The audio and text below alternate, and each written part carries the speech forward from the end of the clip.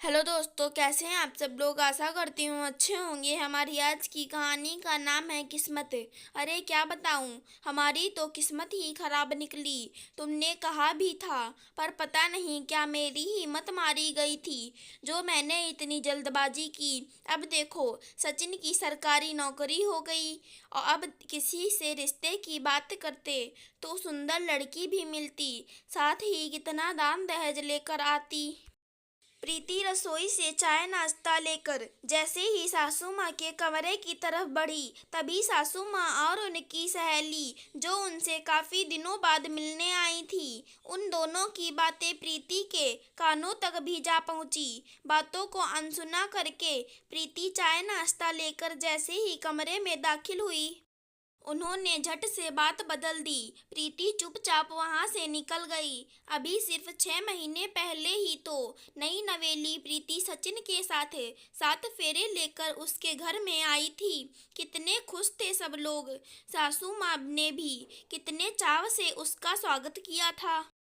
प्रीति थी एक मध्यम वर्गीय परिवार की बेटी। सचिन भी तब एक साधारण सी ही नौकरी करता था। शादी से लेकर विदाई तक प्रीति के पिता ने अपनी हैसियत से बढ़कर सब कुछ किया। इकलौती बेटी थी तो अपनी सारी जमा पूंजी उसकी शादी पर ही लगा दी। तब किसी को कोई शिकायत नहीं थी। कुछ समय तक सब ठीक था। एक दिन अचानक सचिन समय से पहले ही मिठाई का डिब्बा हाथ में लिए चहकता हुआ घर आया। सबको उसने मिठाई खिलाई, फिर खुश होते हुए कहा कि उसने जो पीसीएस का पेपर दिया था, आज इतने समय बाद उसका आखिरकार परिणाम आया है, जिसमें वो पास हो गया। अब वो सीधा बीडीओ के पद पर लगेगा। ये खबर सुनकर सब खुशी के मारे फूले नहीं समा रहे थे। ससुर जी ने तो यह तक कह दिया कि बहू के शुभ कदम घर में पड़े हैं। देखो, अभी बस 2 महीने ही हुए हैं और सचिन की इतनी बड़ी तरक्की, ये तो लक्ष्मी बनकर आई है। मैं भी अपनी किस्मत पर इतरा रही थी, अब इतने बड़े अधिकारी की बीवी कहलाऊंगी। पर दूसरी तरफ सासू माँ का व्यवहार इस खबर के बाद से बिल्कुल ही बदल गया था। वो इस बात पर खुश होने की बजाय उल्टा अपनी किस्मत को ही कोसती। अब उनके मन में कम दहेज लेने की टीस उठती थी। वो अक्सर प्रीति को सुनाते हुए कहती, ये कमबख्त परिणाम भी थोड़ा पहले आ जाता तो सरकार का क्या बिगड़ जाता। मेरा बेटा इतना बड़ा आदमी बन जाएगा और उसका ससुराल तो वही फटे हाल वाला ही रहेगा ना। प्रीति को ये सब बातें बहुत बुरी लगती, पर वो टाल जाती। उसने कभी सचिन से भी इस बारे में कुछ नहीं कहा। प्रीति के घर वालों तक भी ये खबर पहुंची तो उसका भाई मिठाई लेकर अपने जीजा जी को मुबारकबाद देने चला आया। प्रीति की सास ने उसकी भी कोई शर्म नहीं की और लगी सुनाने, अरे तुम लोगों की तो किस्मत ही खुल गई। बैठे बिठाई इतना बड़ा आदमी, देखो तुम्हारा रिश्तेदार बन गया।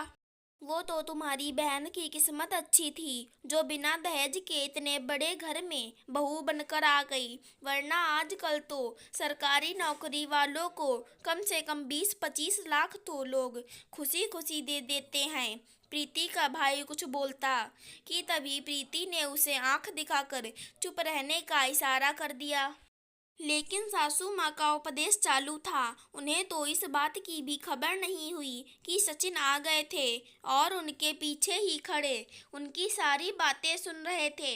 सचिन ने पीछे से टोकते हुए कहा, माँ ये कैसी बातें कर रही हैं आप। ये तो अपनी अपनी किस्मत की बात है। और देखा जाए तो जिस परिणाम की प्रतीक्षा मैं कितने समय से कर रहा था, वो शादी के महज 2 महीने बाद ही आ गया। मेरा चयन हुआ, मैं बड़ा अधिकारी बना। हो सकता है ये सब प्रीति की किस्मत का नतीजा हो। कहते हैं शादी के बाद पति पत्नी का भाग्य आपस में जुड़ जाता है। हो सकता है प्रीति की किस्मत सचमुच इतनी अच्छी हो जिसके कारण मुझे इतनी तरक्की मिली। सासू माँ बिना कुछ कहे बस सचिन की बातें सुन रही थी।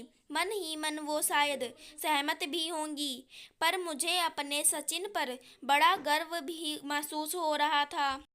अपनी सफलता का सारा श्रेय कितनी आसानी से सचिन ने मुझे दे दिया। मैं खुश थी कि इतने बड़े पद पर पहुंचने के बाद भी मेरे सचिन जरा भी नहीं बदले। अगर हमारी आज की कहानी पसंद आई हो तो चैनल को सब्सक्राइब करें। धन्यवाद दोस्तों।